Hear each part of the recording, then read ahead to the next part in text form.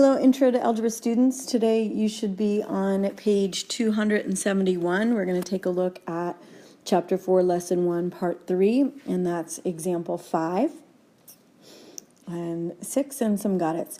And we can see in Example 5, we got a little story about Chloe here. So Chloe competes in a jump rope competition, and her average rate is 225 jumps per minute. So some information there from the story. Number 5, they're showing you an example of a question where you're asked to write an equation. And again, anytime you see that phrase, write an equation, I hope that you're now thinking about y equals mx plus b or something that looks similar to that. Anyway, we're asked to write an equation to find the number of jumps in any number of minutes. And it's telling you, let J represent the number of jumps and M represent the number of minutes. And they give you the equation. So we're going to answer a couple of questions about that.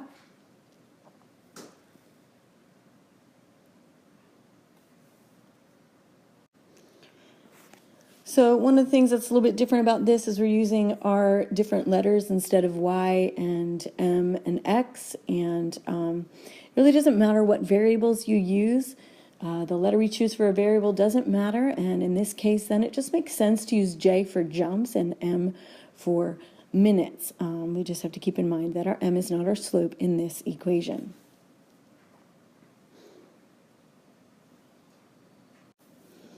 Now, example 6 is taking that equation from the previous problem, J is equal to 225M, and you're asked to make a table to find the number of jumps in 1, 2, 3, or 5 minutes, and then graph the ordered pairs. Now, it's kind of obvious here because the table is here and the graph is here, but again, these are completed examples that you can then look back on in order to complete future problems. So the idea would be that you're taking that information and you have your M minutes input, and you have your J jumps output, and that portion in the middle is you applying the equation to the M values. So you can see that each time they're plugging in the input or the X into that equation in order to get the output. And then that output gives you those ordered pairs. So like the first ordered pair would be 1, 225, and then graphing that on the graph. And you would do the same thing for all the following pairs. So creating a table using the equation and then graphing the ordered pairs from that is that completed example. So just to make sure we're on track here, let's extend that table a little bit and say, okay, what if she were jumping for 6 minutes, and I'd like you to apply that to the table. You should be able to put in that 225 times 6 in the work spot, and then you're getting J as 1,350.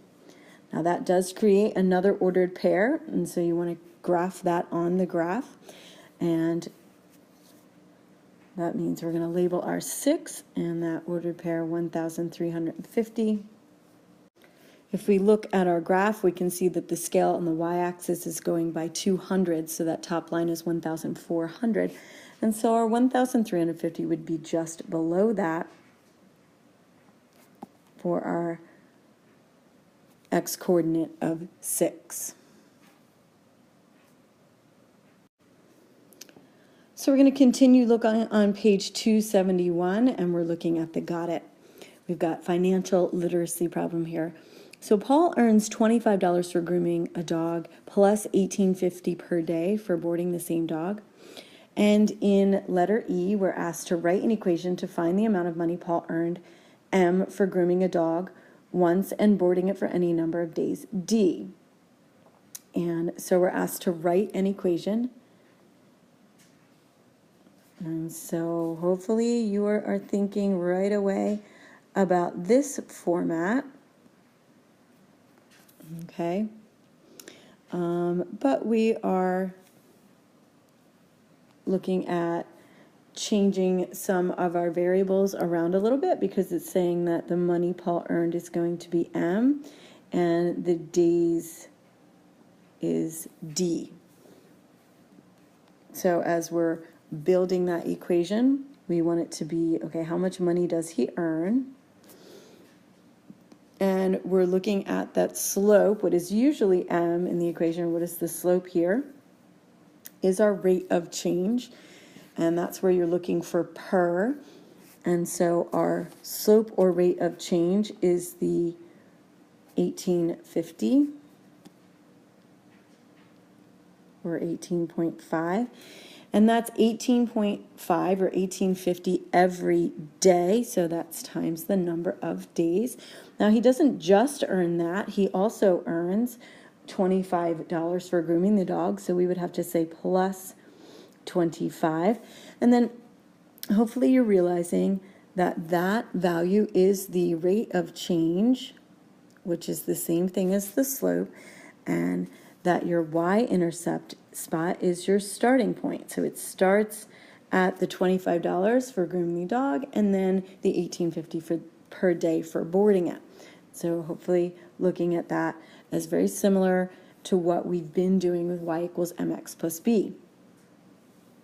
Now in the second part for F, you're asked to make a table to find his earnings for 5, 6, 7, or 8 days. So we want to set up our table, and we have our input as D, and our equation is that, our work that we're going to do is that we're going to take 18.5 times that D plus 25 for each instance, and that is going to give us our output of the money he earns. Now again, previously we would have regarded this as X and this as Y. And you're asked to include in that table for the days of 5, 6, 7, and 8. So you're inputting the number of days into the formula or the equation. And so for the first piece, you're taking 18.5 times the 5 days plus 25. You do want to make sure you're always following order of operations. And if we do that arithmetic, we get $117.50.